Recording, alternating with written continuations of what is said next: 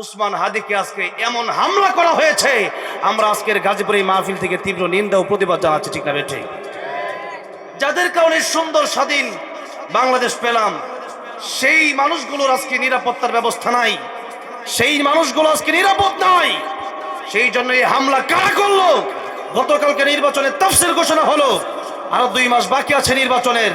যদি এখনই এই গোলাগুলি মারামারি হামলা শুরু হয়ে যায়, তাহলে তো নির্বাচনের দিন কয় হাজার লোক মরবে, এটার কোনো ঠিক ঠিকানা নাই। আমরা এই নোংরা রাজনীতি বাংলাদেশে দেখতে চাই না। স্বৈরাচার একজন গেছে, আরেক স্বৈরাচার আমরা বাংলাদেশে দেখতে চাই না, কাউরে না। দেশের ভিতরে একটা বিশৃঙ্খলা শুরু হয়ে গেছে। নির্বাচন উনি করবে, আরেকদিকে হয়তো সাদেক কাইম ভাই করবে ওই আসন থেকে। এখন সেই জায়গা থেকে উনি যদি দেখা গেছে উনি তাকে সাধুবাদ জানিয়েছেন, আমন্ত্রণ জানিয়েছেন, এটাই তো নিয়ম হবে। আপনাকে জনগণ যদি ভালোবাসে, জনগণ আপনার এমনি ভোট দেবে। এই লোকটাকে দেখছি মানুষ টাকা দিতেছে ওরা নির্বাচনের জন্য। আর কত লোকের জমি বেচা লাগে কেন? আপনি যদি ভালো মানুষ হন তাহলে কি জমি বেচা লাগে? তাহলে জনগণের জমি বিচ্ছা আমরা নির্বাচনে খাড়া করাই বছর এখন, ঠিক না ঠিক? এই হামলা মামলা মারামারি খুনাখুনি, এরপরে নির্বাচন হবে, এই জবরদস্তি আর জুলুম করে বাংলাদেশে আর নির্বাচনের ক্ষমতায় যাওয়া যাবে না। জুলুম শুরু হয়ে গেছে। এই ছাত্র জনতারা, এই যুবক ছেলেরা দেশের জন্য কত কষ্ট করেছে, বুলেট সামনে নিজের বুককে পেতে দিয়েছে, সত্য হক কথাগুলো তারা বলছে, আর তাদেরকে আজকে হামলা করা হলো, গুলি করা হলো। নাউযুবিল্লাহি মিন যালিক।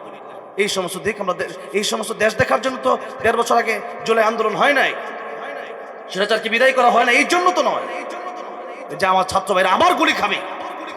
যেমনি নাকি তারা আবু সাইদকে হত্যা করেছে, যেমনি নাকি তারা মুগ্ধকে হত্যা করেছে, সেইভাবে যদি আবারও চলতে থাকে, তাহলে এরকম দেশ আমাদের দরকার নাই। যেরকম ঠিক না বেঠিক? দেশে এখনো শান্তি আসে নাই কেন? প্রকৃতপক্ষে মানুষ হতে পারে নাই। কেন? প্রকৃতপক্ষে কি হতে পারি নাই? মানুষ হতে পারি নাই। এই জন্য আল্লাহ যেন আমাদের প্রকৃত মানুষ বানায় দেন, যেরকম আমিন। প্রকৃতপক্ষে মানুষ হতে হবে। আল্লাহ রাব্বুল আলামিন প্রিয় উসমান হাদি ভাইকে শিফায়ে কামেলা আজর নসিব করেন, বলেন আমিন। এই সমস্ত তরুণদের প্রয়োজন আছে আমাদের দেশের জন্য, যারা হক কথা বলে, যারা সত্যের পক্ষে চলে, যারা দেশের জন্য কাজ করে, এই সমস্ত মানুষের দরকার। আর যারা আজকে এই ন্যাক্কারজনক ঘটনাটা ঘটিয়েছে, তাদের বিচার আমরা সরকারের কাছে দাবি করছি। আমরা অতি শীঘ্রই, আমরা খুব দ্রুত, সঠিক এবং সুষ্ঠু তদন্তের সাথে তাদের বিচারের দাবি জানাচ্ছি, ঠিক না বেঠিক? মানুষ যদি প্রকৃতপক্ষে না হওয়া যায়, তাহলে একজন মানুষ আরেকজনকে খুন করতে পারে। নবী বলেছেন, কেউ যদি একটা চড়ুই পাখি যদি বিনা কারণে যদি তাকে মারে হত্যা করে, তাহলে এই চড়ুই পাখি কিয়ামতের ময়দানে আল্লাহর কাছে মামলা দায়ের করবে। মানুষকে কষ্ট দেওয়া এটা তো পরের কথা। এক একটা মুমিনের দাম তো কাবার চেয়ে বেশি। আল্লাহু আকবার।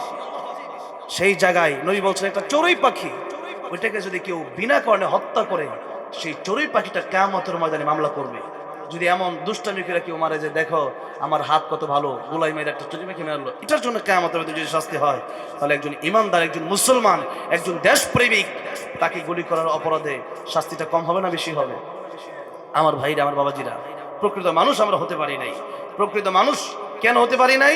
কারণ আজকে আমরা কোরআনের আইন মেনে চলি না, কোরআনের বিধান মেনে চলি না। কোরআন আজকে আমাদের ঘরে আছে, কিন্তু কোরআন আমরা পড়ি না। কোরআন আমাদের মাদ্রাসায় আছে, কিন্তু কোরআনের আইন এটা সমাজে নাই, রাষ্ট্রে নাই, দেশে নাই। যার কারণে আস-সারিকু ওয়াস-সারিকাতু ফাকতাউ আইদিয়াহুমা, চোর চুরি করলে তার হাত কেটে দিতে হবে, কোরআনের আইন আছে না নাই? কিন্তু সেই আইনটা এখন গণতন্ত্রে নাই। এই জন্য গণতন্ত্র হারাম। কারণ হচ্ছে গণতন্ত্র যেহেতু সেখানে জনগণের কথাই আইন চলবে, আল্লাহ বলেন না জনগণের কথায় আইন চলতে পারে না। ইনিল হুকমু ইল্লা লিল্লাহ আলা লাহুল খালকু হারাম। যার এই সৃষ্টি, যার আইন চলবে, তার আল্লাহ ছাড়া কারো আইন চলতে পারে না। কারণ এই আকাশ জমিন তো আমার আল্লাহর, আমি আপনি তো আল্লাহর। এরপরে যদি আল্লাহর ভালো না লাগে, আল্লাহর বিধিবিধান, আল্লাহ কোরআন ভালো না লাগে, আল্লাহ কইয়া মাশাআল জিন্নি ওয়াল ইনস ইন ইসতাতাতুম আন তানফুযু মিন আকতারিস সামাওয়াতি ওয়াল আরদি ফানফুযু লা তানফুযুনা ইল্লা বিসুলতান ফাবিআইয়ি আলাই রাব্বিকুমা তুকাযযিবান। আমার আকাশ জমিন ছেড়ে তোমাদের সামর্থ্য থাকলে পাল্লা বের হয়ে যাও তো দেখি। কারো সামর্থ্য আছে? আল্লাহর আকাশ জমিনের বাইরে যাওয়ার সামর্থ্য কারো আছে? তাহলে আল্লাহর নাফরমানিও করা যাবে না। আল্লাহ বলেন কাইফা তাকফুরুনা বিল্লাহ, কিভাবে মানুষ আল্লাহর সাথে নাফরমানি করে? কুনতুম আমওয়াত, এই মানুষ তো মরা ছিল, ফাহিয়াকুম, আমি আল্লাহ জীবন দান করলাম। তাহলে যে আল্লাহ জীবন দান করছে ওই আল্লাহর গোলামি না কইরা, ওই আল্লাহর কোরআনের বিধান না মাইনা অন্য কোনো তন্ত্রমন্ত্র মানা যাবে? মানতে হবে কার বিধান?